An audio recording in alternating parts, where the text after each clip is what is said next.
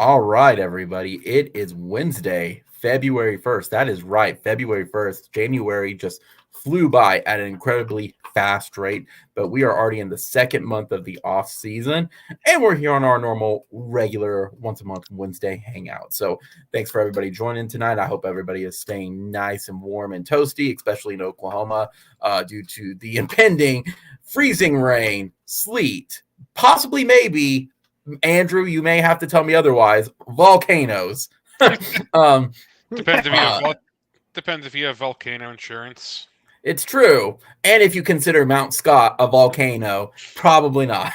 Probably not. So I'm your host, OUFlagGuy, and tonight we're joined by Gavin as usual, and as well as Andrew, who usually swings by on Sunday. So, gentlemen, how are y'all doing tonight? Are y'all surviving this a little bit of, I guess, last winter weather? Anything fantastic this past couple months?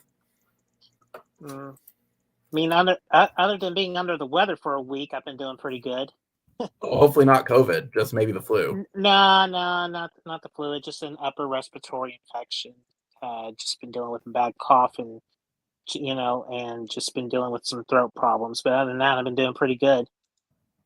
Good, good. Swiggy, what about you? Oh, nothing much. Just had month just flew by. I've been busy all month.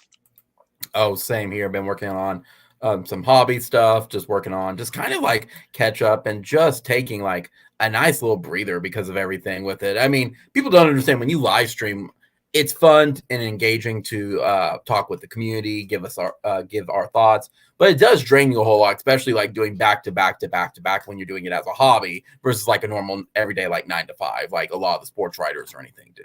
But hey, we're here. We get to give everybody our opinions. We appreciate everybody who always hops in and chit chats with us. So let's just kind of dive right in, Gavin and Swiggy. Yesterday, after what seems like an eternal hell that we all kept going through because the Big 12 could not figure out a schedule, they finally, except TCU because they're no fun, and decided that they were going to release it early for about whopping 5 minutes before it was deleted. The Big 12 schedule finally released, and we finally got to see possibly maybe what is OU's final season in the Big 12, OU and Texas both, what their schedule is going to look like. Gavin, go ahead. This conference can't do anything right. I just want to No, they can't. say, Yeah. I just want to say, whoever decides to make home games in gray on the graphic can just no, that's not how. No, home games are bright. Away games are the other color. I don't. My mind just doesn't. My mind just does not work like the Big 12 conference, unfortunately. Gotta love their progressive forward thinking. It's not like any of these teams were fighting or something. That's why it took so long. Graphic design is my passion. Yeah. Exactly. Gavin, what's your initial thoughts of the first off the schedule, maybe OU's or the Big 12s? What was your first thoughts that come to you? I'm just looking at OU's schedule for the most part. Seeing Cincinnati is going to be the conference opener, and it's going to be opening at Cincinnati. That was definitely an intriguing one. And then, but like the whole schedule in like the first front of it, until you get to like right to around Cincinnati and Texas, it's pretty much a cakewalk until you get to Texas. Then after Texas, you have a little bit of a test before you get to where you're pretty much going to be focused most heavily on the back end because you got BYU, which is going to be at Bravo, which is going to be at like, I don't know, like 4,000 some odd feet or so above elevation, playing into that sort of advantage. And then to end it all up, you're playing your final regular season game against, the national runner-up, basically at the Palace. So I'm like, I think for me, like, it's almost like I could see this as like almost as a 10-win season because there's not really a lot of good, basically a lot of parity other than maybe like 2 or 3 teams or anything. And that's just because of just the kind of the talent and everything. But the plus side, you don't get Kansas State. The only way you will get them is if you basically go into the Big 12 championship. So that's, the only plus side, because Kansas State's been that one little purple monkey we couldn't get off our backs. Mhm. So that kind of works into your favor. But it's like a very easy, manageable situation that you have, that can lead to basically your three bit, testing games. You know, Texas, which is always big. BYU, because you're dealing with the elevation and home field advantage there, and then TCU, who's been on the rise and everything else though too. Yeah, pretty solid analysis. Swiggy, what about you? Instant reactions of seeing the Big 12 schedule besides graphics. My instant reaction was, for the most part, I mean, this is a gift of a schedule. We really have no excuses next year. Cincinnati's going to have a new coach. Iowa State is in the doldrums. Texas is always tough, but I mean, we know that every year, no matter, like, even in down years for Texas, they still come to play for that game. UCF is UCF. Kansas. I don't know how I feel about Kansas going into next year. Kind of feels like they took a big step forward this year. I could see a bit of a letdown next year. I feel like they're more middle tier, if anything, than the Will Big 12. Yeah. we'll have to see. Given the chaos at Oklahoma State, yeah, that's still a rivalry game. They'll still come to play, but not as worried. And West Virginia might have a new coach by that time. The only thing I really hate about the schedule is going from BYU with that high elevation to having to play TCU on a short week. But at the same time, TCU's. I mean, a lot of TCU's best players are hitting the draft. They're losing a lot of experience, and we all knew this was a miracle run from TCU last year. So, Which was attributed to their COVID super seniors, essentially. Yeah. Oh yeah, and they have yeah, that's it. Well, go on, Gavin. Yeah. Yeah, I was also going to say, not to mention that their OC, Garrett Riley, is also leaving the Clemson as well, too. Because he wasn't talking to Dabo prior to it. He only got the call hours afterwards. Mm-hmm. Yeah, but he's been taking some lessons from his brother. Yeah, but but no play. But the thing is, it's like, do I want to stay at this, TCU, where I'm probably not, going to be over here, or do I want to get called up to one of the big time programs and basically want to be able to do my dominance over there for a big time program? And that's which one would sound more intriguing to take, though? Yeah, I mean, he was smart to do so because, like I said, I think TCU without Duggan, without a lot of their guys next year, it's going to be a loss. The fact that we lost Baylor, Tech, and Kansas State off the schedule feels like a really weird gift. On that same note, man, I hate Texas. Texas is scared, and it feels like all the anger of the Big 12 went into Texas's schedule because that's a spicy meatball schedule right there. Yeah, because the thing is that in their non-conference second week, they're going to be heading to Tuscaloosa because they had the home and home series with Alabama.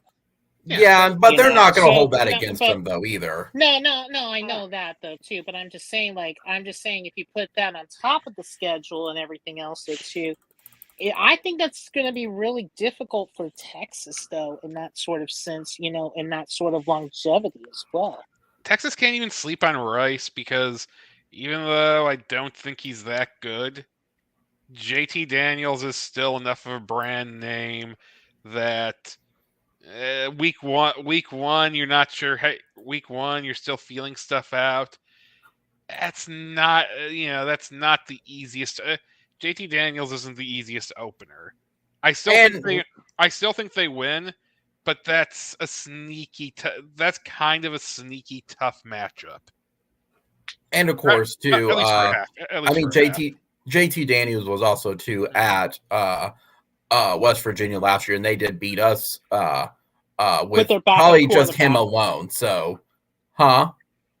No, that was their backup quarterback. Yeah, it was a backup quarterback. Oh, you're right. But it's still someone with experience. Yeah. Still someone with big game experience. He's been around a while. Although I think you could say going from USC to Georgia to West Virginia to Rice kind of says where it is. But that's not just a game you can. But my point more is that's not a game they can sleepwalk through. Correct. Yeah. I want to throw my 2 cents in it. First off, I think the biggest kind of thing that stuck out to me is kind of what everybody else pointed out is the Legacy 8 was telling the Big 12 punish OU and Texas by giving them the worst schedule possible. And then when we got like the most boring schedule ever, they said, no, not like that, because it is. It's a very, to me, on the surface level, OU schedule is pretty boring. Yeah. I'm not really particularly thrilled about it. But I mean, I agree with Swiggy. I agree with Gavin that it should be something that OU should manage to pull 9 wins off at. Again, depending on how you look at it, we're not getting the teams with the COVID super seniors on it. So we're not going to get any probably last chances against Kansas State, Baylor, or Texas Tech, unless there's going to be something where we play them out of conference due to a television network deal. That's probably not in the cards, or if we see them down in Arlington at this point for the Big 12 championship. That kind of isn't combined with as well as us not really playing anybody in Texas. It's like they're trying to hurt our recruiting, like, number 60 or 70 ranked Iowa State's going to be making waves or anything against us like they've been making waves. No. Yeah. No, it's 1 year is not going to make a difference with it because people are going to see at least what it's based off of the final standings, number 4 OU recruiting class. They're going to be looking at that. 1 year's not going to do anything for them, especially with how much Brent has been recruiting in state and locking down Oklahoma. It'll be fine. Yeah. But some of the other stuff too, though, that this is not my I did not find this out till today. Like someone pointed it out to me, is it's funny that if you take a look at it, for all the bitching, moaning, griping that the Legacy 8 had about OU and Texas destroying tradition, isn't it kind of funny that there's only one of them who volunteered to come play us in Norman, and it was Iowa State. Yeah. So it cracks me up about that. We're not ruining tradition. They just don't want to come face the challenge in Norman. So kudos to Iowa State. As much trouble as I have with their fan base, kudos to them for showing up and wanting to actually, face us in Norman. The only other thing that kind of really I saw on particularly our schedule is we get 2 away game blocks. So we get the first one with Cincinnati and also Tulsa, correct. And then I know Tulsa's like it's home game. It's basically a home game. I mean, it is. It is, but at 44, that's all it is. I know, but it still has to be considered an away game. No different than the Kansas Oklahoma State back to back. Like Oklahoma State is still in state, but like the only away game. BYU is the only away game I really don't like.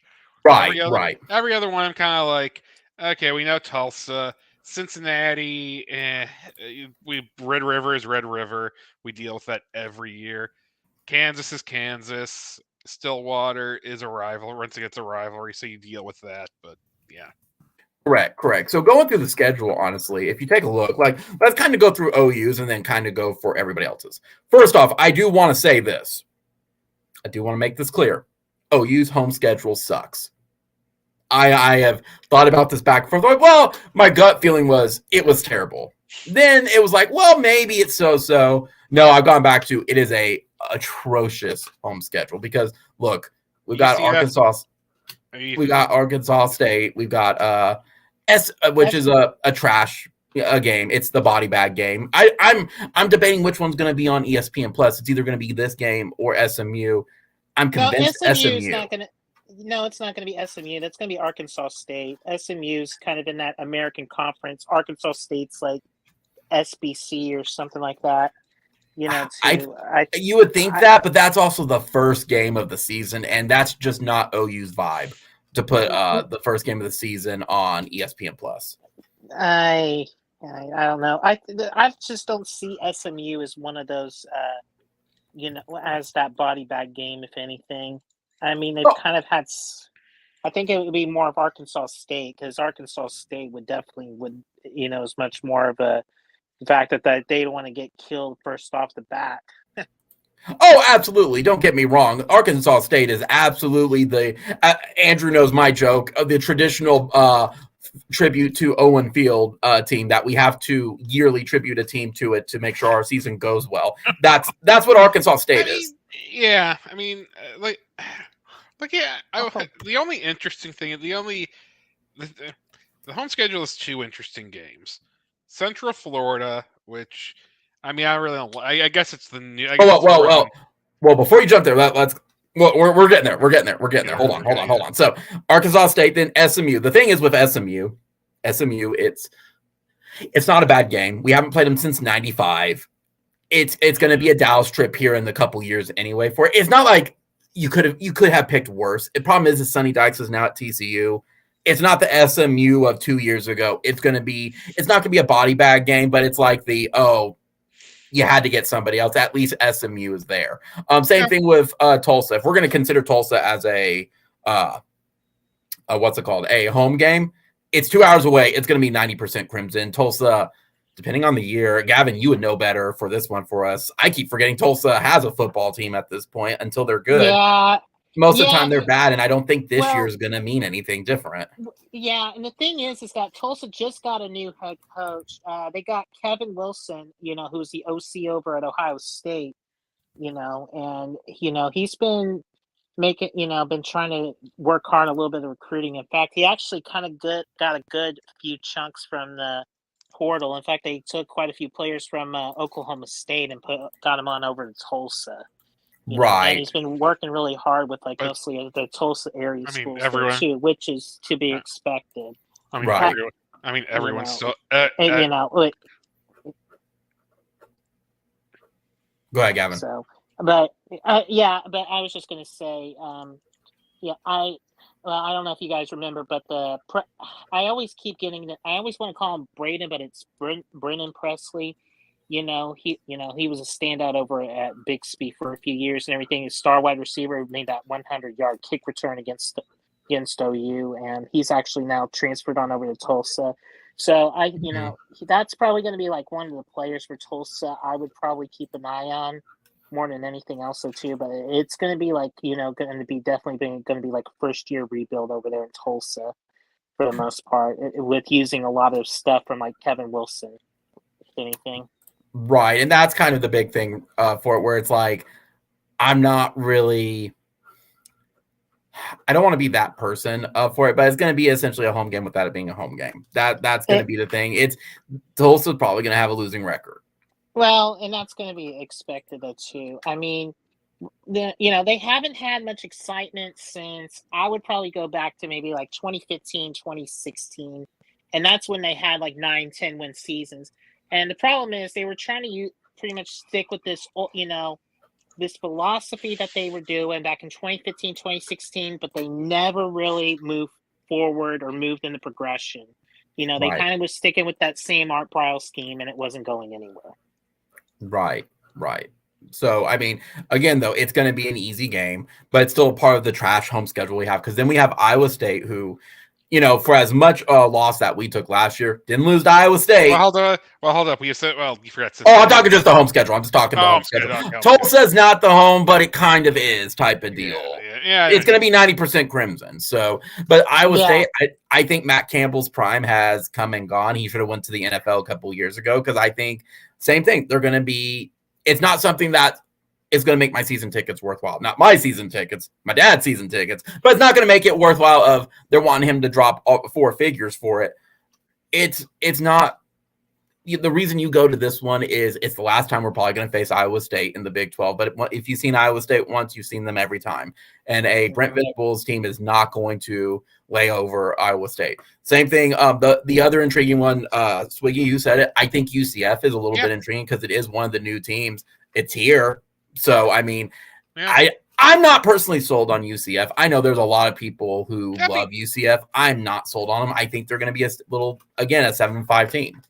I guess that's my thing. It's just the newness of it. It's kind of like if we were staying in the Big 12, it'd be one of those situations where, well, you know what, this is a fun game at least the first couple of years because it's new.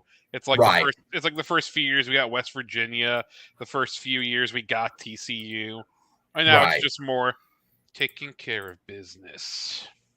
Correct. And what's funny is if you've gone on any of the radio shows or listened to any of the podcasts, they have the same thing of none of these 4 teams coming in really are exciting teams, maybe with the exception of BYU, and that varies depending on your side of the fence for BYU, that replace OU and Texas for their for the draw for the big team coming to town. None of these teams do that, no matter how much they want to say it. No different than their travel.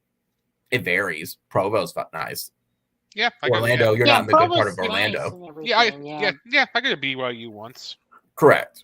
So, so that's UCF, in my opinion, from the 4 games there, UCF already. Then you get West Virginia. It'll be a revenge game, but that'll be it. I mean, West Virginia is West Virginia. You've seen them once, you've seen them twice.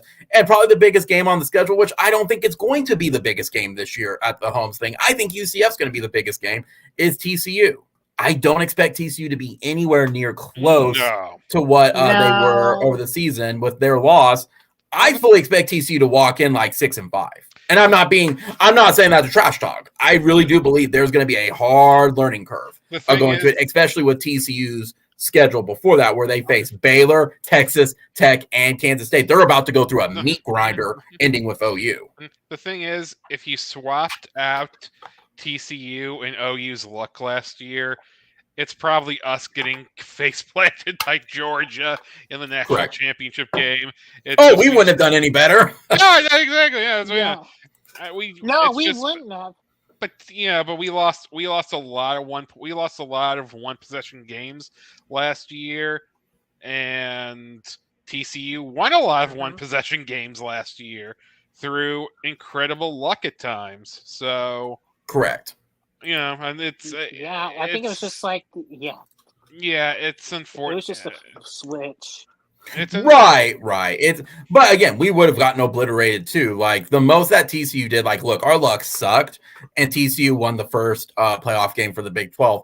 But then they went on to get annihilated by Georgia. With anybody who follows recruiting for 5 minutes knew TCU was not going to stand up against NFL caliber rookies. Like that was never going to happen. That's why I want that. Other than being an Ohio State fan, that's why I was rooting for Ohio State, because I think TCU could have at least hung with Ohio State a little bit. I agree. It would have been like it would have at least been close to the Michigan game. You would have at least gotten an interesting half out of it instead of, well, I'm just turning off this game and going, I'm just gonna play God of War Ragnarok. And because I honestly, after like the first 3 drives, I just stopped watching because I knew what was going to happen. Which is a problem for college football, but that's where we are now. So. Oh well, it's no different though. So I mean, but if you taking a look at the home schedule, probably. And feel free to disagree with me. UCF is probably the best game on there. Taking out Arkansas State, because that is the first weekend of college football. The atmosphere is always different for the first game of the season. I would probably go as far to say that probably West Virginia is the worst game on the docket. I think they're going to be worse than Iowa State is because them beating us last year extended their coach's year for Neil Brown for like a year. I think that's going to be the worst game. I think if you really want to toss it up in the air, I think SMU is just going to be one of those average, like, solid games. it's a bummer that was the game that replaced Georgia, but we know why it was replaced. That was the SEC telling both OU and Georgia, yeah, y'all aren't playing this game. Okay. And then same thing, second bottom of it is Iowa State, and then I have like bottom from top. What's it called? West Virginia, Iowa State. Hey Josh. Probably yes. What's up? Quick question for you. Quick answer for you. What's weaker, OU's home slate or the DC movie plan? Oh, initially I criticized it because we talked about that. I gotta say OU's home slate, because when I thought about it, when I went back and looked and compared, I'm like, Marvel's having this much content. I can't really bitch and gripe about it when they're having this much. I just think it's rushed compared to what Marvel had in the beginning. But I mean, if you're trying to get moviegoers out and invested, I'm sure the average moviegoer is going to love Swamp Thing with no context. Bro, I'm just saying. If it's what's funny, and I'm being serious on it. There is a Swamp Thing following. I've heard it since about 2006. Like they want some Swamp Thing. Some people, yeah, but the problem is that's not. Well, I'll say what I always say. If you're good, you'll get people out. Like it doesn't eventually. Yeah, if your plan is well planned out and it works. I did think the funniest thing I read about DC is that if you sign on, apparently they want you to voice the characters in any of the animated movies or video games too. They do or do not? They do. So if I'm okay with that. I think it's dumb. I think it's just dumb because you're not because you're gonna limit yourself a little bit.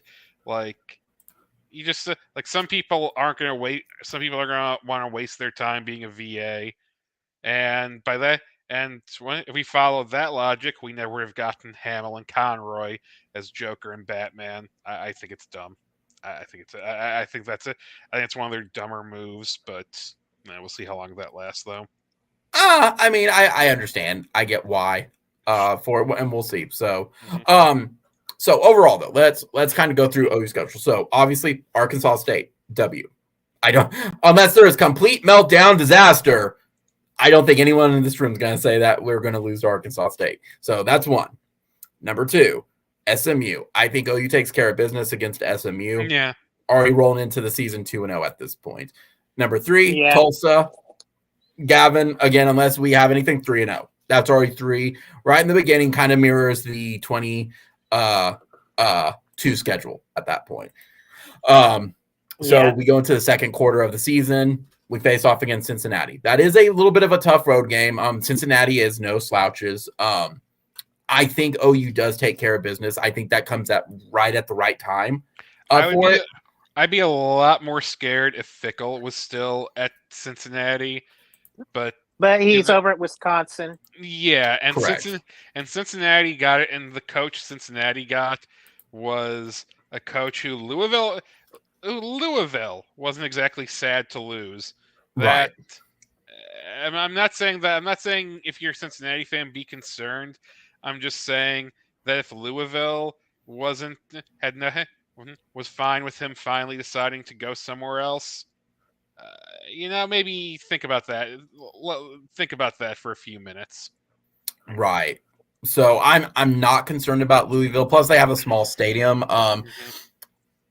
Swiggy, you're a little more excited for the Cincinnati game than I am for it. I know there's plenty of people that want to go up there.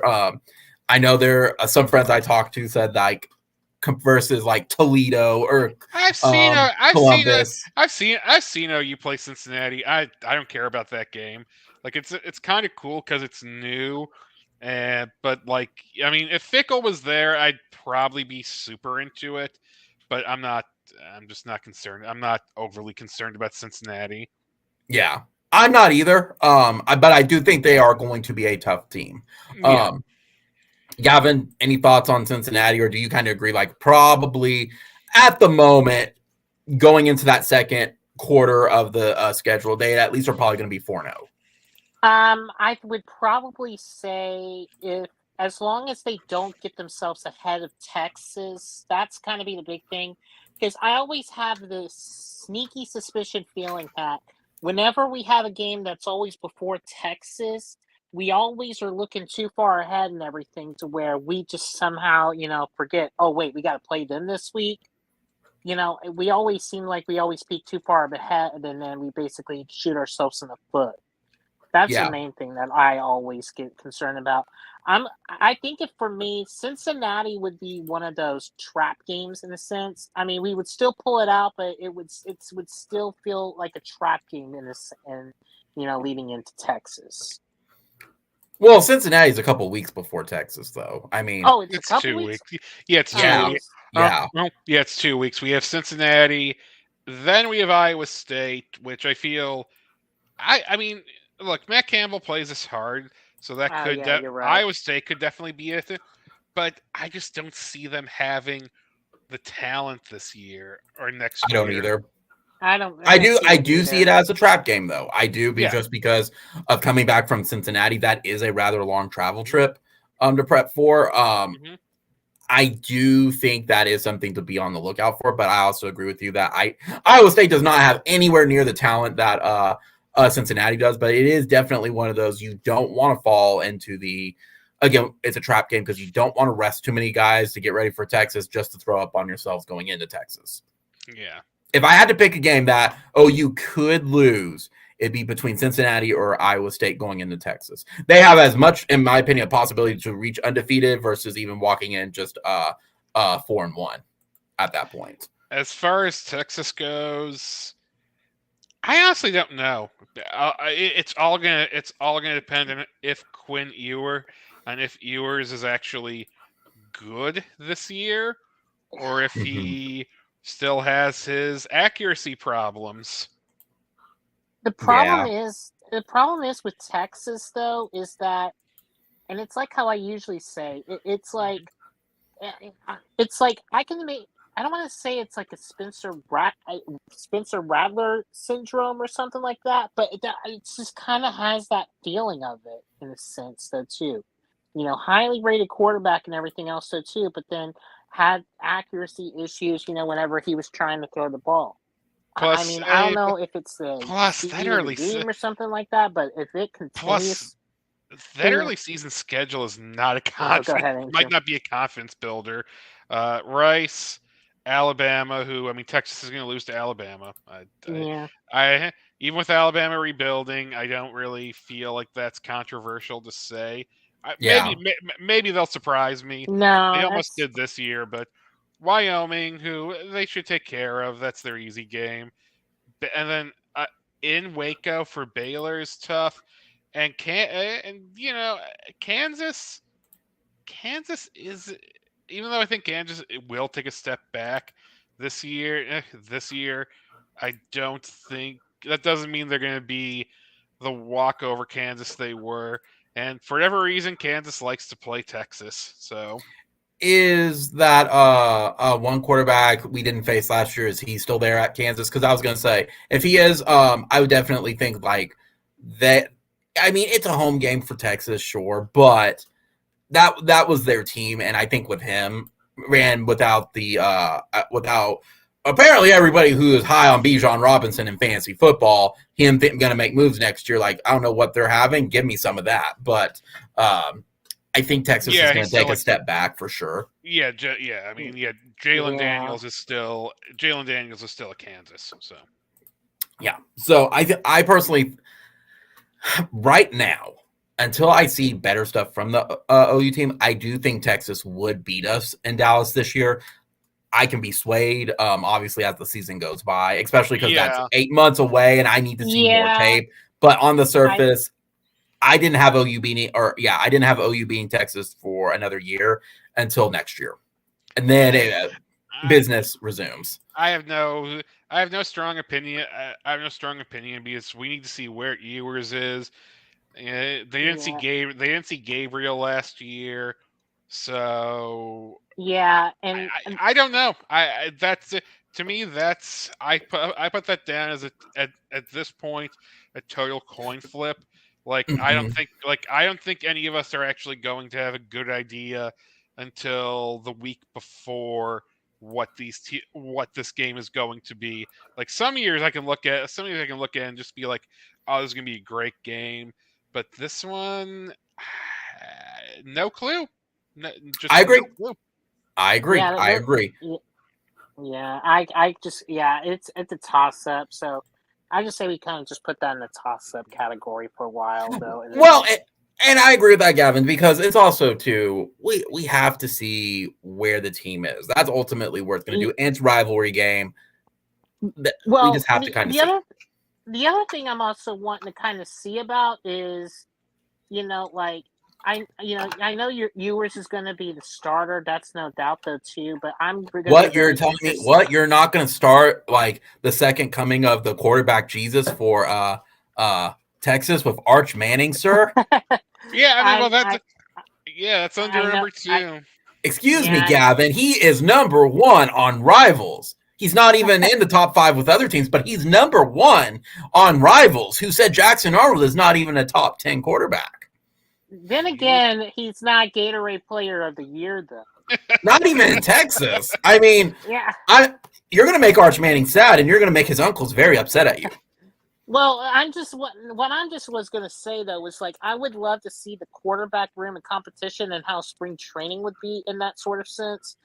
That's kind of what I was just going to say when we get to around April or so, because if I can get through April a little bit and see, how they play during the spring game. I know it's not a full game and everything, but the greatest handoff ever in a spring game. And side note, you do know when Jackson Arnold gives, because look, Andrew is my witness, so is Sean. Gavin, maybe you have been my witness too. I don't know at this point, but I said when Spencer Rattler was at the spring game a couple years back, I think it was the 2019 one, dude could throw footballs. They looked pretty. They were he was throwing needles and dimes. Like, dude was legit in spring game. But the moment Jackson Arnold hands it off and it looks like the most glorious handoff to the running back ever, everyone's going to be chanting for Jackson Arnold. That's going to happen. But I also think the flip side of it is in the first, you will know by Cincinnati. In my opinion, if Dylan's going to stay the starter or if Jackson Arnold is going to be given a shot. I think Dylan also is very aware. I think he's the starter all year. Unless he gets hurt, he's the starter all year. That's where I am on it. Yeah. I don't know, man. It's hard for me to justify having a 5-star quarterback sit on your bench, even with his experience for it. If Dylan is throwing up on himself several times in the first 4 games, at that point, the season's a bust. Do you roll with Arnold? Do you burn his shirt and get him the reps and everything? I don't know. We'll see. Yeah, I'm not a coach, so we have to see where we are. Yeah. I mean, he's already enrolled and everything else, too. So he's already starting to put some work in and everything. Mm-hmm. But I think, and I'm not saying Gabriel's like the perfect QB model or anything. But to kind of learn a little bit from the experience and kind of learn the intangibles of the day-to-day life, though, too, that's something you can't get any experience from any QB, though. Correct. And Dylan's going to have more weapons coming in. And Dylan, you hopefully with this season will be much better, but I stand by that he's just a 2-star quarterback. That's just what he is. If you take his star level, and that the potential for it's like here, and he's kind of getting close to that bar for it. He's getting close to plateauing. The question is, will Jackson Arnold reach that plateau to surpass him before 4 games in? No. Or because I mean, with his talent alone, or is it going to be he's going to ride the bench all season, just let Dylan finish it out? I'm of the opinion he's going to ride the bench all season, unless something crazy, unless an injury or something crazy happens. That's where I am. Correct. I could be wrong, but I just correct. And don't get me wrong, I'm with you on that. I just don't see them burning his. I just don't see him burning his. I don't see him burning the shirt or anything like that whatsoever. Though, too. I think if anything, just kind of getting the routine, all that, and everything the first year and everything. And then probably we'll start him in next fall, but maybe the following year, maybe when he transfer on over to the SEC. Now, here's my question for y'all, though. So, 6 games in, let's say before Texas, we've lost 2. We'll say Cincinnati, and we'll just say we threw up on ourselves against Iowa State. I think 2 is all he's going to get. Now, we have 8 months to debate that. No one's going to matter in this. We're going to come back. We might be laughing at this video. I think he gets 1 mulligan game. If he drops 2, Jackson Arnold's going to be given the start. I genuinely believe that. I do not. I think you see if he does not show progress at all, he's out. Oh. I'd still be shocked, but but yeah, again, we're in hypotheticals though. But we'd have but we'd have that. But we have, like you said, we have months to discuss this. We're here to talk schedule. Gavin, what were you going to say real fast? Okay, so my the crazy hypothetical is, even if you drop that first game though too, like what if you have your second drop, like say, oh, hang on, I just lost my schedule here.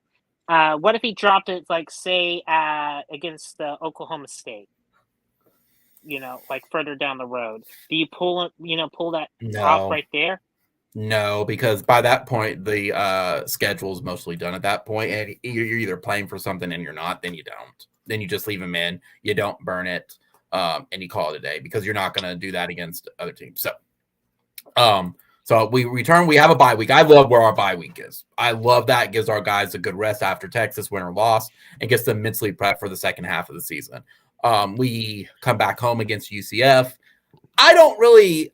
Again, I'm indifferent on UCF. I know there are a lot of people who are very high on UCF. I think the storyline would have been much better if it was an away game for UCF there in Orlando. I know Sean would have been happy if it was in Orlando.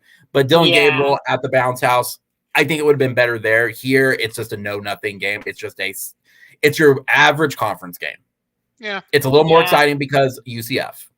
Yeah, and I think the storyline would be focusing mostly on Levy and Gabriel, if that's still going on, though, too. That would be the only storyline throughout that entire game.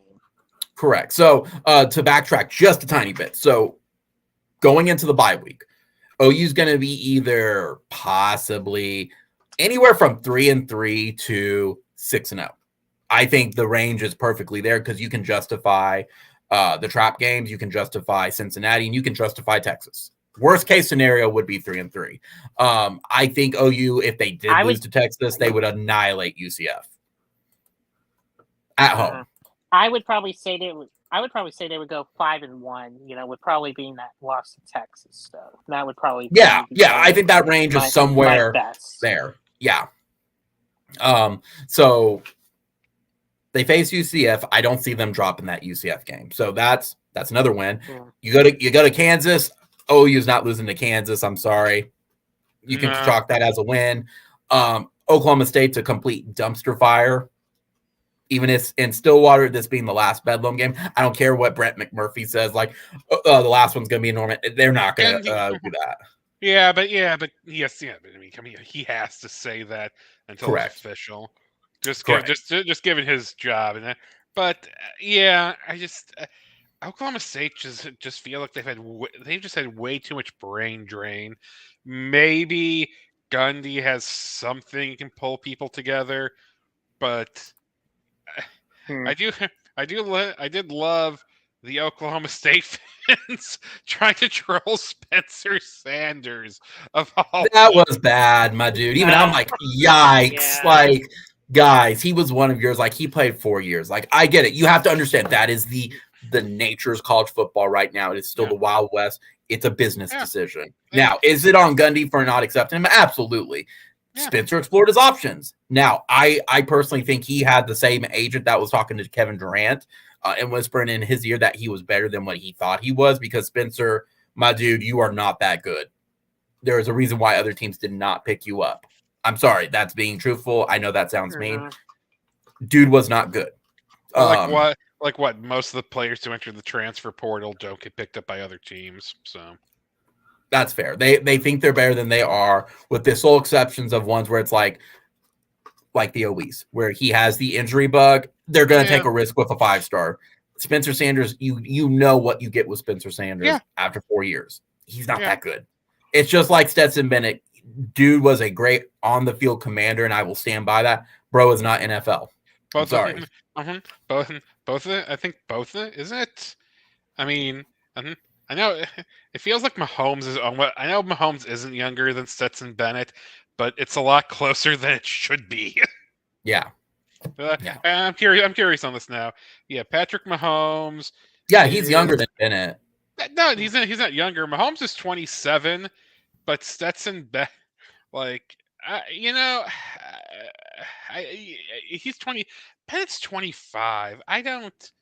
Man, that just feels wrong to me. I know he's had all the eligibility. I know super COVID seniors, but that just feels very wrong.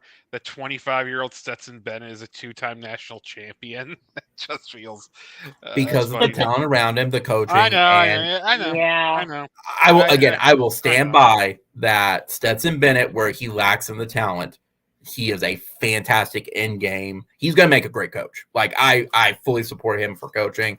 He's going to be fantastic. He can read it and you can tell it.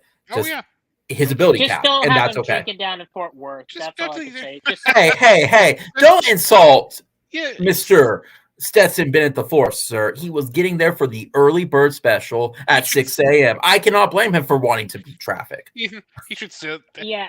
He should still go to the. He should still go to the draft and at least try, because it's like, I don't know. Yeah. I mean, you might as well try. I will not disagree with that. Hey man, I never thought we'd be in a situation where Brock Purdy suffering an injury was a major detriment to a team in a championship game, but that happened last week. Side note, speaking of that, complete side note to Big 12, there is something I do want to say about the schedule, and I forgot about to say it earlier in the live stream. Do you know what absolutely amuses me to no end? And I'm just like, ha, ha, ha, ha. It is every other team in the Big 12 was releasing videos and schedules and everything. OU Texas just retweeted and was like, where's the stuff? Like, guys, come on, why aren't you part of the team? We're like, bro, we're not here for team building exercises. We've already put our 2 weeks notice in. Like, we're out. Like, they still haven't posted on their website. That's what cracks me up even more, because you know what it probably is. That's not half-assing it. That is quarter-assing it. No, it's not even that. They are probably waiting for the official confirmation for the SEC to announce that OU and Texas are probably going next year. And then they're going to post the video of, like, it's the last chance to face these teams. Like, they're working in unison. Oh, yeah. Hey, because it just means more. Let's see here. West Virginia doesn't. I think Neil Brown's going to be gone. I think so. I agree. So that's another win. Yeah, that should be a win. BYU is the one that scares me, just because the elevation. Same. And the elevation doesn't scare me. It is a true trap game. Yeah. It's at Provo. But that's, ironically, outside of Texas, because Texas is always the game of the year regardless, that is going to be a fun game for the people that are traveling to that game. That is a destination game. I've been to Provo before, and unrelated football stuff. Area's pretty. Like, oh, goodness, that area is pretty. They have great shops. The tailgating exists there. Like, it is a true college town, and I will say, like, I will defend it like that. They're going to have a treat, at least this last go-around. OU did win out big on that one. Yeah. Absolutely think that that's our best one. They do scare me as well, but then again, BYU they weren't that good. And I'll tell you right now, I was pencilless in, regardless of all the situations at hand. I would tentatively have us as AW. The reason I say this is if you take a look at BYU's schedule, they have a meat grinder before us as well, because they have Iowa State they have to they have at home, then they have to go to West Virginia, and then they have to go to Texas, then they have to go to West Virginia. They have Texas Tech at home, then they still have TCU. Like, that's not a walk in the park. That's the welcome to the Big 12 big boy football schedule. I think they're going to obviously drop 2 games there. And I'm not convinced that the 2022 squad from BYU is going to do anything better than the 2023 squad. Yes, I know they were 8-5, but if you notice, about halfway through the season is when I don't they really. Hit a wall. Yeah, they hit a wall. I don't have any faults for them losing to Oregon. No. That was Oregon. The moment they hit Notre Dame, though, they completely fell apart. I think that's going to be the same thing here. Is they may have an early loss to some team, but the moment they hit a team with a pulse like Texas Tech, that's the team to watch out for this year, in my opinion, along with Kansas State and Baylor. Yeah, they're good. And they have to face them, so they're going to throw up on it. And I'm not scared for OU because it's how motivated will BYU be to do it. Well, they want to finish with a winning record in the Big 12. That would be it. But I'm not scared of them. For just like in the next one, I'm not scared of TCU. No, I think without Duggan, without a lot of their guys, they're going to take a giant step. I think it's going to be a giant step back next year, which happens. But you just saw it how when they faced a team as put together, because look, I think they kind of caught Michigan because they caught Michigan when you have a month to prepare. Yeah. That puts the favorite at such a disadvantage. But when you have 1 week to prepare, that puts the underdog at such a disadvantage because I feel like TCU burned all of their tricks against Michigan. And they did their money in the bank against Michigan for everything for it. And to be fair, Michigan was not as high as what people thought they were for it versus saying Georgia. And I agree with you, Swiggy. I 1,000% agree. A month to prepare, you can pull out all the tricks. You can see what players to exploit. It's not always necessarily the talent mismatch. That's how Ohio State. That's how Ohio State almost beat Georgia. I put Ohio State right next to Georgia. I think they're both equal. It's just it came down to who had the possession. But now that being said, I still want to fire Ryan Day and cut off that kicker's foot. I'm not bitter. You're not bitter at all. Not bitter at all. No, but I do. The normal reaction. I'm joking. I mean, no one's sicker. No one's sicker than that guy who missed the kick. That was just. To be fair, Swiggy. To be fair, though, the fans asked for a great season in 2022. Mm-hmm. When he kicked it, it was 2023. That's cruel. The monkey paw curled. So, but in all seriousness, though, the TCU had time to prepare against Michigan, had COVID super seniors, no different than what Oklahoma State had with Brandon Whedon.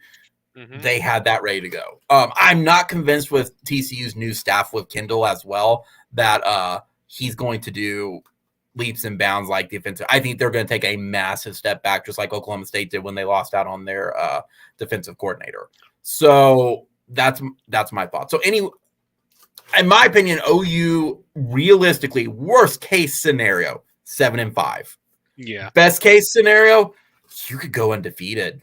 Yeah. And that's not being a homer. I really do think with this schedule, it's a pretty – that's why I said the home schedule is garbage, because it's a pretty lackluster schedule. Like, there's only a couple games I would circle on here, be like, Cincinnati. That's going to be tough regardless because it's the first conference game. Iowa State, that's a trap game before Texas. Texas, because it's Texas. And then I would circle BYU. Yeah.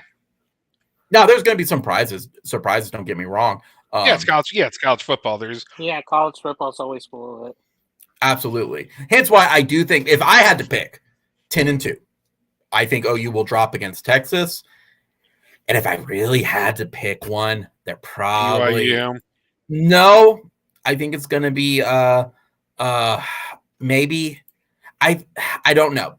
I don't know where the other random. It could be Cincinnati. Yeah.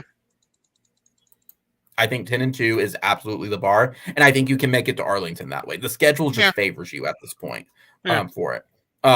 There's just no team that scares me at this point. No different than last year. No team scared me. It was just they couldn't finish. No different than the basketball team usually. But by the way, for those who care, with 1:33 left in the first, OU is down by 10 against Oklahoma State. Which is fine because they were down by, I think, 20 earlier. Like, they just kept handing the ball away. But again, though, I could see this team going undefeated. I could see them losing 5. And I think that's fair. I don't see a losing record this year for it just because there's too many games that you favor. I think we will get a read on this team. And Swiggy, Gavin, you know me well enough. My rule of thumb is if you look bad against your non-conference, regardless of who it is, you're going to have a very rough season. Sorry, I have that rule of thumb. I don't care about player development stuff. There's a difference between rust, and then there's a difference of understanding your schemes, understanding your assignments. Well, That's my opinion. Well, we'll see how they do against SMU. Depending how things go against SMU, I'm either going to be huffing copium or I'm going to be feeling pretty good, one or the other. Correct. We'll start with Gavin. Where do you think prediction with this schedule? Where do you think OU can land? 7-5, 8-4. I don't think it would be 8-5 or 7-5 or 8-4. I'm gonna go with my minimum is gonna be at 9-3, with my max being at 12-0. But I would give my projection probably be at 11-1. And that's fair. Texas, your loss game. Texas is my loss. Yeah, I don't disagree with you there. Swiggy, based on again initial gut, not really analyzing who's on the roster, everything. What are you feeling for it? I feel 10-2. I think dropping 2 random games is something that can 100% happen with the squad. Especially since we don't know what we're getting from Dylan. There's definitely some good things, and I think we have some very good signs with it. Yeah. But at the end of the day, it's going to be tough. And you can just have a really wonky game where a weird penalty at the end decides it. So there we go. Yeah, and I don't disagree with you. I don't think they're going to go undefeated. The question is, who are they going to lose to? So here's the other thing, though, too. And I think Texas. My 2 losses are Texas and BYU. Those are my 2. And I think that's valid. Yeah. What do you think, Gavin? I was going to say, so the other thing I wanted to kind of bring up is with the fact of the 11-1 issues and everything is like, how would you have like the rest of college football in a sense? Because we still won't be until the 12-team playoff until, 25 or so? Is that correct? I think it's next year after this season. It's the following season. I think it's 24. Yeah, it's okay. Yeah, that's what I was just double checking, and that it was still in 24. So I would probably say, with the chance of that, of talking about being 11-1, who would you see in as a Big 12 title opponent? Heading into Arlington. Probably Kansas State. Yeah, that's kind of who I have at the moment, because when you look at the other schedules, I think universally. I mean, we could go through literally week for week. We don't have time for. We don't have time, but we don't have the time for that, because while Oklahoma State is losing coordinators left and right and have a dumpster fire of a transfer, I think if you really look at it, Kansas State's Big 12 schedule is just not bad. Their bye is there. If I'm Kansas State, I hate my bye because it's super early. But you go UCF bye. And then Oklahoma State, Tech, that'll be tough. TCU, Houston, Texas, Baylor back-to-back is tough. But that's the thing. I just don't think anyone I just see the Big 12 as being just like last year, where you don't really have any 2 teams like Utah and USC take over a conference. I think 10-2 is very realistic to get to the Big 12 championship game. Heck, I think 9-3 definitely gets you to the Big 12 championship game next year. So, I'm gonna throw another one at you. I think absolutely Kansas State. I think they should absolutely be in the running. Mm-hmm. They have a lot of their guys returning, and they have the COVID super seniors. I would throw in there Baylor. They have a very favorable schedule, too, of 8 home games. I think they only leave the state of Texas a couple times They only leave to play. They only leave. This grade is just screwing me up. No, Yeah. actually, no. Baylor Baylor leaves a lot. Their away games are UCF, You're right. Cincinnati, Kansas. In Kansas State is tough, and then in TCU. So TCU is not too bad, but those are two far travel games for them. Yeah. So you never know. But yeah, but otherwise, I think Baylor's a pretty nice schedule. Baylor has a nice one. I'm curious on where they will go because they do have a little bit of a meat grinder. UCF's a trap game for them since they have to travel to Orlando for that, and that's right after Texas and before Texas Tech. And then they have a Kansas State TCU away very, very, very late in the season with their homecoming against West Virginia at the end of the season. There's a little bit of a trap game there, but again, a realistic 9-3 season. BYU, I don't see again. BYU has they got the worst schedule. Like, good luck, guys. I hate Tech schedule too. At home for Houston, in Waco, at home for Kansas State, and then in Provo for BYU. That is, you go into a bye after that, it gets easier, but that's tough for Tech. Yeah. 9-3 could definitely make the Big 12 championship game. So. Yeah. I would say so. Let's kind of go through. So Baylor has a shot. Yeah. Definitely Kansas State has a shot. Yep. Yeah. I would say throw out the usual suspects who probably don't. Iowa State, Kansas, West Virginia, and Oklahoma State this year for sure do not have a shot just because of player turnover, coaching controversies, you name it. They are not there. These are rebuilding seasons for them. They're out. I think Tech has a tough schedule, but yeah, I'd throw Texas Tech out too at this point. I agree with you, Swiggy, that Baylor, Kansas State, BYU is maybe just enough to keep them out. So it's really looking like Kansas State and Baylor, in my opinion, because I'll be nice and I'll say Texas's schedule is tough, but it's not unbeatable for them if Ewers is good. But we don't know what Ewers is. If Ewers is good, watch out for them. If Ewers isn't good, pray. Okay, let's have fun. Who's your dark horse? Your unexpected team, because I've got one in mind already. Cincinnati. Okay, why Cincinnati? Even with all their, I know. I said I'm sleepy on Cincinnati because of the coaching changes, but Fickle still built a decent program. Cincinnati has always been pretty solid over the years, going back to Brian Kelly. In fact, really consider that even after losing Brian Kelly, they're still able to build a program that's at least that's kind of tough. Yeah. So even with that, their schedule, it's a little tough, but not that bad. Their conference is home. They have OU, Iowa State, Baylor, Central Florida, and Kansas at home. Their away games, admittedly, this is what's going to kill Cincinnati, I think.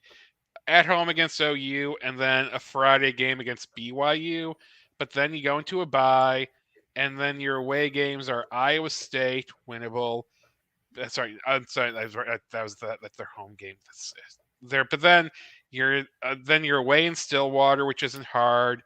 Houston feels winnable. West Virginia. So I could definitely see Cincinnati rolling with. I could definitely see Cincinnati going 10-2. Okay. Gavin, do you have a dark horse looking at the schedule? I would probably say, Swiggy pretty much took everything that I was going to say for the most part. Darn Sorry, you, Swiggy. That's okay. That's okay. I have a different one, though. Okay, Oh, yeah. Houston. Looking at that schedule, you get dig it. TCU at home, and they're the team I was thinking of. They only leave the state twice. Kansas State and UCF. And UCF, you get that nice warm weather at the end of the year. I would question still Dana Holgerson's coaching ability. Yeah. But they have a pretty schedule, and to me, it will be all the way up to that UCF game that they have a shot to make it in at the end of the year into Arlington. Because again, the hardest games, you get them at home. You get TCU at home early on. You get West Virginia, even though it's a Thursday game, you get them at home. You get Texas at home, and you get Cincinnati at home. Like, their hardest game away is going to be Texas Tech, in my opinion. Yeah, that's. I can dig it. And of course, I don't trust I don't trust Dana, but sorry, go on, Gavin. Yeah, it's okay. And I was going to say, I'm going to be very intrigued of how that Houston-Rice game will definitely come out, for that second week of the season, for sure. With JT Daniels on there and going up against Houston. I mean, I know Rice is in Houston and all that, but it's still, going to kind of be an interesting matchup, for the most part. I'm still just not sold on Rice. It's going to be everybody else around J2 Daniels. I'm not saying I'm sold on Rice or anything, but I'm just saying that might be it would be an interesting matchup, especially in seeing how Texas handles against them. Yeah. So that's just stuff where I kind of get at. And that's fair. But yeah, that's pretty much where I'm going to get. But it's. And that's where the schedule for me is the same thing, where there's some dark horses. It's where the schedule, because again, what I didn't mention with like Michigan, TCU, regular season, it's going to be difficult no matter what. The flip side of it, though, is once you get into the postseason, it's can you endure? And that's what it's going to come down to. Like I said, I think OU's in the running for it. I'd throw K-State in there. And Baylor. Those would be my first three. And then Houston. And I can get behind Cincinnati for the other ones. The rest of them, of the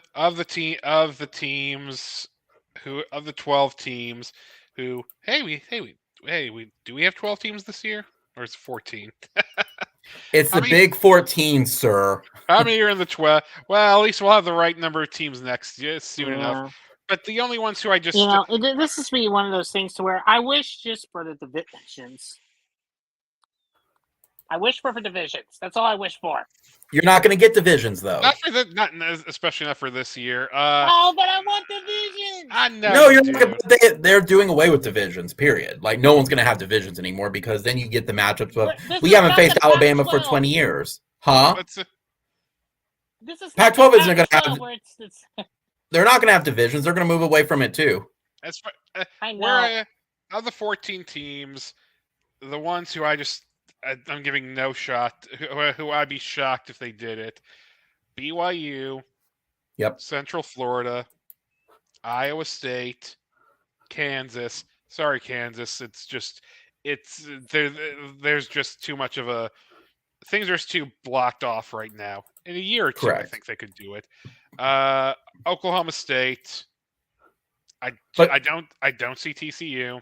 But you just named half the conference. And 7, so the other, and West Virginia. So if you just cut off half that conference right now, and but that's right. Play. Well, okay, here for both of y'all. Here, let's go. Let's kind of start with it. West Virginia. Why West Virginia is already out? Neil Brown is a bad coach. His job got saved due to some luck, and I just think West Virginia stopped growing. Okay. What about Oklahoma State? You take this one, Gavin. I think the problem is Oklahoma State. It's just been sort of like there's just so much turmoil within the head coach and all the everything else. So too, it's Gundy's my way or the highway. I mean, there's just been a whole lot of stability. Now, the only credit is that there are a few players that are coming in, yes, but if you're not having the stability, plus you're going to be having a brand new quarterback, after Sanders, hightailed out, plus, one of plus quite a group of your players have also transferred out as well.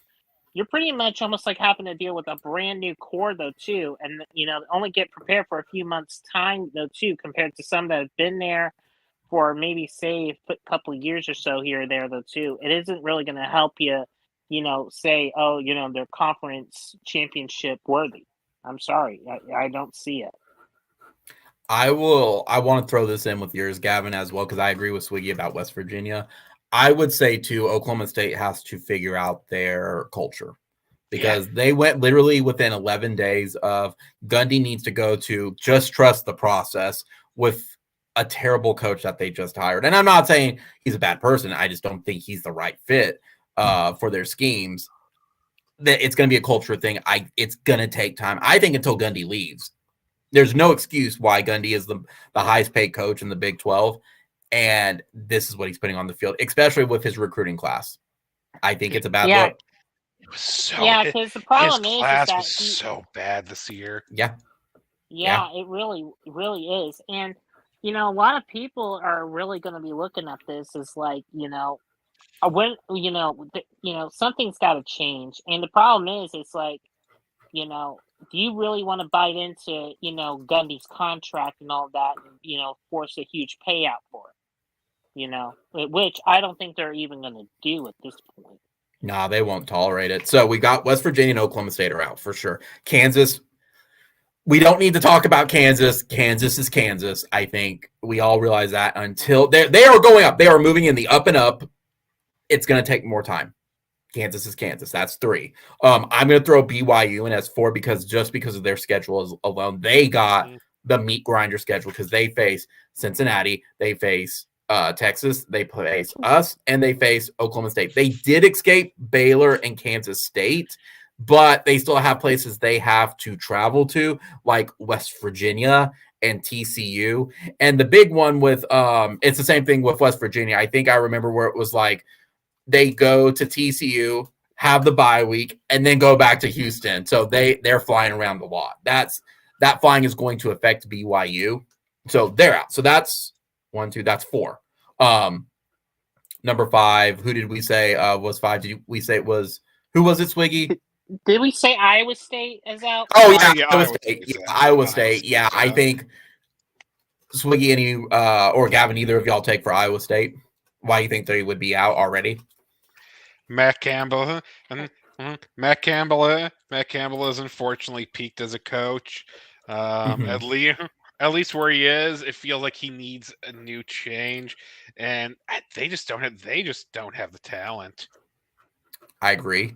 And take a look at the recruiting classes as well. I just don't. The thing is, it's like there would be like one team to where I would be more scared of them if it was more on the defensive side of the ball a little bit, but I just don't really fear for their offense because they had like one of the worst offenses in the league last year.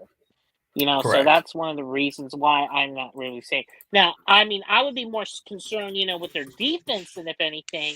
But if your offense can't even move the ball, that's where the main issue is more than anything. Correct. And it's funny that we talk about those teams and stuff. When you take a look, it's not really surprising that a lot of these teams aren't pulling in recruits. I think Oklahoma State's in the mid is 55 in recruiting. They pulled in no 4 or 5 stars. Iowa State, again, they're a little bit higher. They're at 40, but they pulled in 1 4-star. BYU or Kansas is 72nd. For very obvious reasons why they did not pull in any stars from it. I think BYU was in I gotta find BYU on our list for it, and I may have passed by them, but I didn't think that. I think they were mid. I think they were 50 for it. But a lot of those teams for it, they're not pulling in high recruiting classes. There's a reason why they're not winning these as well. Let me check because I know BYU. Here it is, 66 for BYU. They did pull in 2 4-stars, but that's not enough to hack it. No. That's not. And then West Virginia, West Virginia, out of everybody, is like right there with Iowa State, 47. So it's not a surprise that these schools that we already are out counting are not high. UCF's at that point too. So, but that's 5 right there. Who are the other two? You said Swiggy that you would have out. Central Florida. Central Florida final rankings 49th. Not surprised. I think Central Florida. I think people want them to win. Yeah, that'd be cool. It'd be cool if they won. And like I said, and I'm just out on TCU because I think they're just going to take a step back. I do think Sonny Dykes is going to get TCU to a more stable position in like 2 years. But unfortunately, this year, it's not going to kill him at TCU, but it's going to be very weird to think that that's probably the highest he'll ever go at TCU for a variety of reasons. Correct. Any thought? Let's wrap up because we have about 10-15 minutes left. But let's wrap up. A schedule. Gavin, any final thoughts on the Big 12 schedule, whether it's OU's or the Big 12s just in general for it? Well, the only thing I would probably say, though, is that, I think for like OU, you pretty much have the most favorable schedule possible. If anything, I will say this, it kind of has like, I don't want to say it's like exactly like the 2000 schedule. It's not really that, but it has sort of that weird vibe of it. Maybe I would probably go back to 2002 or something like that, early 2000 schedule with like how easy the schedule is for the most part. I mean, it's kind of giving me that sort of vibe, though. Now, I'm not saying we're going to be running for a national championship or anything like that at all. Not at all. But it kind of gives that sort of vibe, if anything. Yeah. What about you, Swiggy? Any final thoughts on the either Big 12 or specifically OU's schedule? I think for a lot of teams, at least for Tech, Baylor, they're very content with this because they can say, well, we beat OU one last time before they left. So you're gonna hear a lot of that, but who cares? I agree. I do think the only thing I would be concerned about for sure is that quick turnaround with BYU and TCU, even though I don't expect TCU to be anywhere near the level of competent they were this year. That is still a very tight, small window to do, especially on a Friday game. Yeah. That's going to be how much can you blow out BYU on a big trip and prepare yourself for TCU to get ready to go home. And the other part of it too is I think the fans will be happy because unlike last year, I think having definitely a big winning record at home is going to be a nice turnaround versus last year from it. I do think it gives fans opportunities to travel, some of it for Tulsa. Gavin, get ready. I'm going to probably come to that away game for it. We're both going to go to that game for sure. Okay. Going to BYU, or for some going to Cincinnati. There's some that want to do Cincinnati more over BYU, and that's fine. It's just your personal preference for it. I will be very curious about what was it? I was just gonna say, if you're wanting to go to the Tulsa game, you just better buy season tickets to Tulsa. That is all I could say, because that's the only way you could get tickets over there to Tulsa. It's not going to be hard to get a ticket to Tulsa. No. I'm just saying more than anything, they don't usually do the single game tickets or anything. It's always a season ticket if they always have an OU game. That's fine. It's still going to be very easy to get a ticket because none of the Tulsa people are going to go. They know they're not. What's coming. They know what's coming, so they know what to expect. The only other thing I would think of is you will probably not even know until the Big 12 championship game, if they make it that far, is what it's going to look like for this team when they're facing probably a COVID super senior team, because it's probably going to be Kansas State, Baylor, or Tech who makes it that far. And I would lean Kansas State. So do y'all have any final thoughts or anything about the rest of our signing day class? Because I think we only picked up one guy today from it out of Bethany, that 3-star. I think that's it. I don't know if we picked up anybody else from it because we got all of our guys in early signing day. Yeah. Yeah. It's pretty much about it. I mean, there was not really a whole lot. I mean, this is when the original signing day was, but a lot of people are just wanting to get it done early, and so that way they can have them early enrolled and have them already starting training and everything. So, yeah, just to get them to get the reps and start working towards spring.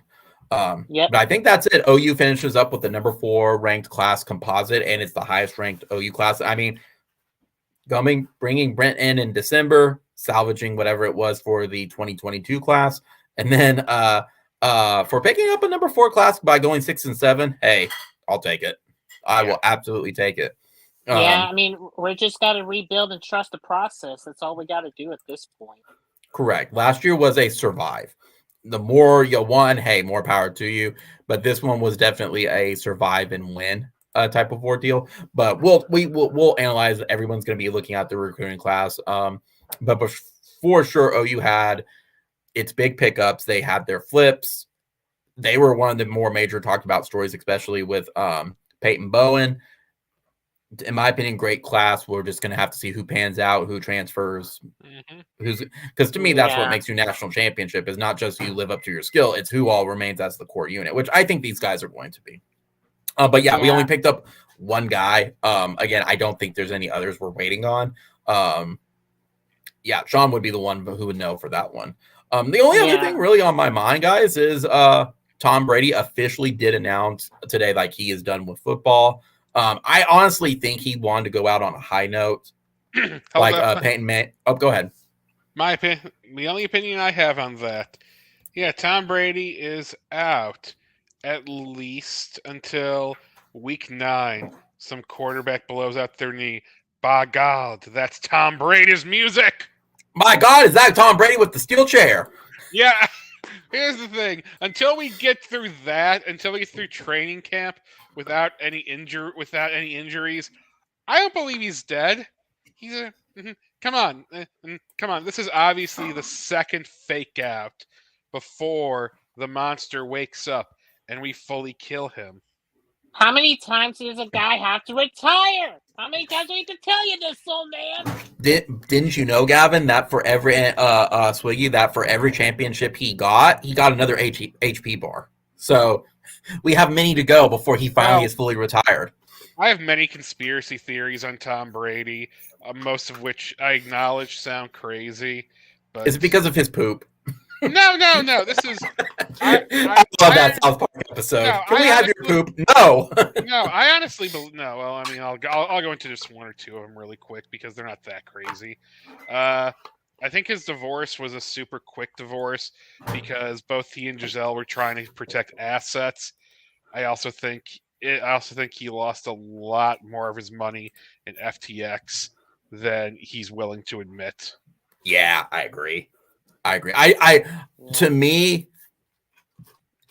the reason I think Brady retired, and he is done, I don't believe he's coming back unless there's a team absolutely desperate, like a Michael Jordan kind of situation. Like, we really need a quarterback. We'll pay you blank check. I think he is done. Half of it is I think he wanted to end on a high note, and I don't think the Buccaneers are going to take him there. I think he should have quit a couple years ago. For it. Unfortunately, that team makeup as it is now is not going to happen. There's just better teams at this point. The other part of it is I do think that it was a divorce. It reminds me too much of Tiger Woods, where him and his wife were close, and then once Tiger was revealed to have an affair, it took him out of his game for almost 20 years, I think, right? Right, 20 years? Well, Tiger... At least 15? Tiger's had back and knee issues. So, that too, but I mean, his game was completely affected by that, and I think it's the same with Brady. But he was having back issues even then. Like, the thing about Tiger is his body just quit on him, unfortunately. Brady, their divorce was way too quick and nice. Maybe they had prenups, maybe everything was set out for a quick, easy divorce. But, like, remember, there were rumors, and, like, a month later, they were divorced. I'm just saying it would not surprise me if they divorced to protect assets. I don't think they... I'm not even 100% sure they're I don't even. divorced, but who knows? I have my own thoughts on it, but it's their business for it. Let them figure it out. It's like I said, I think that's what it comes down to. I do think the divorce is the biggest one. I think it is what it is for it. I think at that point, it's their family business to figure out for it. But I do think if I had to pick one reason out, it's that. But I do genuinely believe, again, as I've stated multiple times, I do think he is done. I don't see any reason. Or Giselle truly was a witch, or is a witch, I should say. I don't think she's a witch. Yeah, she is. She acknowledged. Yeah, she is. She says she's a. She says she's a witch, and she says she does she healing spells on Tom Brady. Giselle's a witch. So that's why his poop is sought after. But she's a good witch. So. But hey, the star of Ted 2 is finally gone. So. Speaking of, you mentioned it earlier, by the way, Andrew. Real fast, for it. How did you enjoy OU blowing out Alabama at the basketball game? Well, I knew that they have a letdown game against Oklahoma State. It does make you feel really good about the future of OU basketball in the SEC because, man, the Big 12 is basically just a bunch of teams swinging hammers at each other.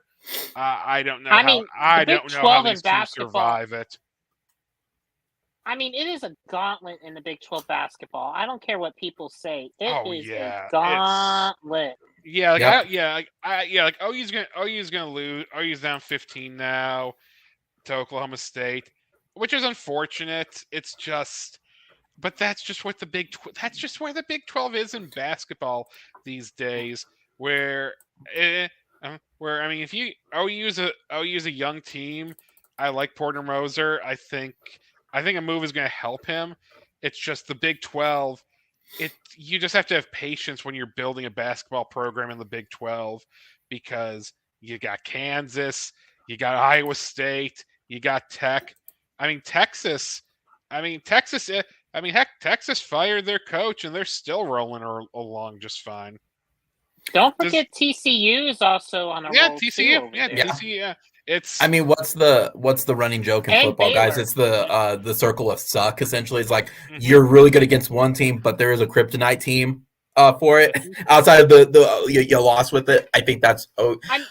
I feel like that is Big 12 basketball in general. Like outside of maybe two teams with it, even the mid tier are some of the above leagues and above any other conference. Yeah, and it's not even a question. It is the word of the day. It is a meat grinder. Yeah, and I mean, like, who was it? Even Baylor's even pretty decent as well. I mean, everyone's good in the Big 12. Yeah. Well, the one thing for sure, though. Oh, go ahead. I mean, it was like, I would probably say, like, like how many teams would you get in the NCAA tournament at this point? At this point, because you would get maybe 7, maybe close to 8. I would say. We need 10 Big 12 teams. Or sorry, 10 Big 10 teams. Duh. Yeah, I mean, real expectations you would put all of them in. Realistically, maybe 6. And I think OU is in that bubble where that Alabama win is going to help them out. But, man, a lot of those close games are going to keep them out. I think if they're going to be NIT again, I just don't see it with the way this is. No, it's not their fault. It's just the Big 12 is that tough. And it takes time to build it. It takes time to build a basketball program, especially in the Big 12. We'll feel better once we're in the SEC. That's one thing in which we'll do better. Of course, baseball's really going to take a hit, but our baseball's pretty good. So yeah, I think it'll be interesting because with like all the other programs, so too, that's going to be pretty much be in effect though too. Be interesting because like like we're talking about all these other programs and everything, and how it's going to affect them though too. I do think what was it? Like softball, how they're going to be handling, because they'll be going up against you know likely with Alabama and Florida for mostly too, and softball too, and those are always tough opponents too that always make it into the Women's College World Series year after year. Yeah. Well, and I mean that's a big thing is just looking forward to for Swiggy, for you, it'd be looking forward to good baseball at this point. And I don't softball. think it. Well, softball's going to be good regardless. Baseball is going to be the big changer. That's going to force OU to step their game up versus basketball for it. The flip side of it is I don't think it will be this year. But if Porter Moser only gets to the NIT 3 years in a row, I do think his seat gets hot next year. If he does make it to the tournament within these next 2 years. I think he gets a year. I think it's 2 years in the SEC. It's partly because it's so hard. It was just so. This year has just been so tough in the Big 12. I know you want to build a good program, but you also have to be realistic about who's going to come here. And to me, I'm not at the point in which I'm getting rid of Porter Moser yet. Now, I'm giving him in year 4 if I don't see anything. Oh yeah, then we're good. Yeah, then I'm done. Then I'll be on that train. But I think you have to give him at least 2 years in the SEC. Just see. Exactly. Assuming that's what happens. After that, then you take a realistic look and make some decisions. But it's not. It's just it's just the Big 12 is tough. I mean, look, they were able to be they came prepared for Alabama, and they've lost it. And their issue has just been running out of gas against some teams. They should have beaten Kansas. They should have done some other things. And I mean, that's a youth thing, and that's a youth thing versus experience. It happens. My thing is, as long as the guys are still playing hard for him, you're fine. You need to see some results, but that's next. Right, you gotta see results, but like I said, I need to see results by the second year in the SEC. At that point, if there's no results, I'm done. Yeah, but again, that's a long ways away. But like I said, by next year, if you don't make the tournament at least once, there's going to be questions. But no matter what, this is the end of the day. What really matters is OU annihilated Alabama. So according to custody rules, OU gets to claim Jalen Hurts for the Super Bowl. That's how it works, guys. That's how it works. Guys, let's wrap up. Thanks for joining me tonight. Any final thoughts on any sports, weather, video games, anything specific? My pick for the Super Bowl is the Eagles. You mean former OU quarterback Jalen Hurts and the Eagles, former OU quarterback Jalen Hurts and the Eagles. Yeah, since we won't be meeting again until afterwards. The Super Bowl, that's my prediction. It's going to be the Eagles. Sorry, Cowboys fans. You mean Chief fans? Hey, Cowboys fans still hate the Eagles, so. Oh, I see where you're going. I'm like, wait, they're not what? Full stop. Now hold up. Gavin, any final thoughts? Like I said, I just see former Sooner Jalen Hurts winning the Super Bowl, and I would just say, keep an eye on this on the softball season this year, because I think it's going to be a really good season again this year. I'm going to say go for a three-peat. It's going to be a three-peat this year. I was about to say, unlike the previous 2 seasons that we haven't. I say it's a three-peat, fellas. It's a three-peat. I'm okay with that. I'm feeling it. My final thoughts, guys, is not sports related. Is no matter what, I'm just saying, 10, 15-ish years ago, it's somewhere around those range, I first played Dead Space. And let me tell you, Dead Space taught me that you should stomp on everything, check every body, just shoot it just to make sure it doesn't move, and just, be paranoid as hell. So I walk into Dead Space now in the remake and do that thing. I'm like, I see a necromorph laying across the grid. I'm like, I know you're alive. I know you're not dead. Pow. I'm going to tell you now, Doesn't matter that it was 15 years ago, man. It doesn't matter how prepared you are. I turn in from the Terminator to Courage the Cowardly Dog when it decides to get up and start running at me. So, yes, that's my advice. Dead Space is very, very fun, guys. One of my favorite all-time horror games. Y'all should take a look into it. But, yes, that's mine. So, guys, I want to thank all for joining me tonight. I want to thank the crowd that joined us tonight. Be sure to comment, rate, subscribe, like, and hit the notification bell so you know when we go live or when I upload a video. I think this Sunday Sean and I will have a live stream. We'll also discuss a little bit about the schedule and the signing class, I think. But other than that, will probably be another month before we do another Wednesday hangout session. And then we'll probably talk about the 29th, not the class of 2019, the recap the season just as a whole. Now that we would be like really fully removed from the season at this point, and say what were the highs, what were the lows, kind of go from there, as well as probably look into like maybe like the 2019 class, our thoughts on it. So again, guys, I hope everyone has a safe rest of your week. Stay warm. Boomer Sooner, guys. Only one Oklahoma. Y'all have a good one. Later. Peace. Bye.